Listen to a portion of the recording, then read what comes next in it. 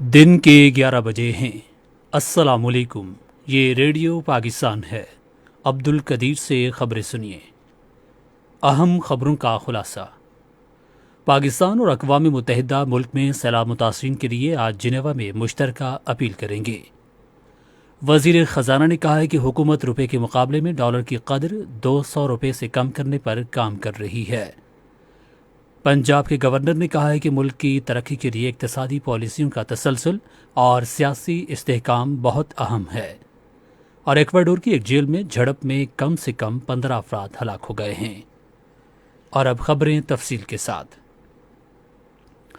پاکستان کی حکومت اور اقوام متحدہ ملک میں سیلاب کی صورتحال کے تناظر میں ضروریات کے نئے تخمینے کی بنیاد پر آج جنیوا میں 80 کروڑ ڈالر کی امداد کی مشترکہ اپیل کریں گے۔ اس موقع پر تقریب میں پاکستان کی حکومت اور اقوام متحدہ کے اشتراک سے سیلاب کی امدادی کارروائیوں سے متعلق تیار کیا گیا نظر ثانی شدہ منصوبہ پیش کیا جائے گا۔ منصوبے میں تباہ کن سیلابوں سے متاثر ہونے والے عوام کو ضروری معاونت فراہم کرنے پر توجہ مرکوز کی گئی ہے۔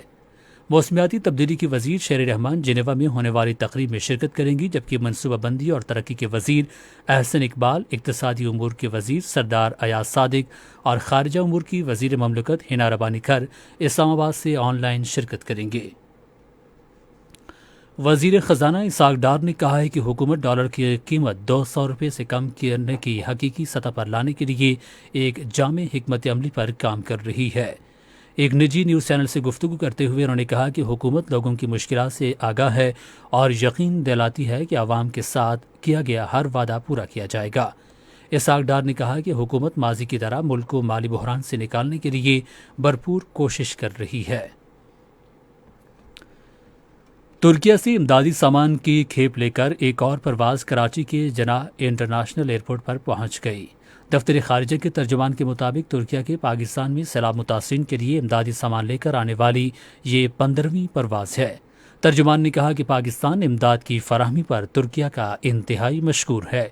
یونیسیف کی جانب سے بھی امدادی سامان لے کر ایک اور پرواز کراچی پہنچ گئی ہے۔ یونیسیف کی طرف سے اب تک امدادی سامان لے کر مجموعی طور پر 4 پروازیں پاکستان پہنچی ہیں۔ پنجاب کے گورنر محمد بلیغ الرحمان نے کہا ہے کہ کاروباری برادری ملک کی ترقی و خوشحالی میں اہم کردار ادا کرتی ہے۔ آج لاہور میں تاجروں کے ایک وفد سے باتیں کرتے ہوئے انہوں نے کہا کہ اقتصادی پالیسیوں کا تسلسل اور سیاسی استحکام ملک کی ترقی و خوشحالی کے لیے ناگزیر ہے۔ پنجاب کے وزیر اعلیٰ چودھری پرویز الہی نے متعلقہ حکام کو صحت عامہ کے منصوبے تیزی سے مکمل کرنے کی ہدایت کی ہے۔ لاہور میں ایک اجلاس کی صدارت کرتے ہوئے انہوں نے رواں ماہ کے دوران ہی لاہور کے گنگا رام ہسپتال میں زچہ بچہ مرکز مکمل کرنے کی ہدایت کی۔ انہوں نے کہا کہ جناح ہسپتال لاہور میں 256 بستروں پر مشتمل ٹراما اور ایمرجنسی بلاک جلد فعال ہو جائے گا۔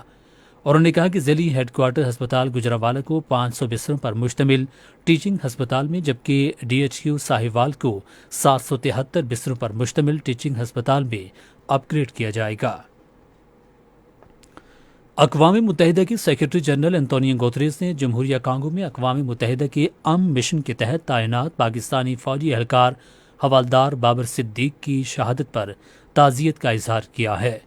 نیو یارک میں ایک بیان میں اقوام متحدہ کے سیکرٹری جنرل کے ترجمان سٹیفن ڈیجورک نے کہا کہ اقوام متحدہ کے سربراہ نے حملے کی شدید مذمت کی ہے اور کانگو کے حکام سے واقعے کی تحقیقات اور ذمہ داروں کو انصاف کے کٹہرے میں لانے کا مطالبہ کیا ہے۔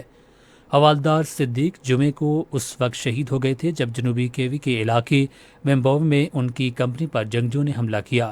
دنیا کے مختلف حصوں میں اقوام متحدہ کے مختلف مشنز میں اب تک 171 پاکستانی اپنی جانوں کا نذرانہ پیش کر چکے ہیں۔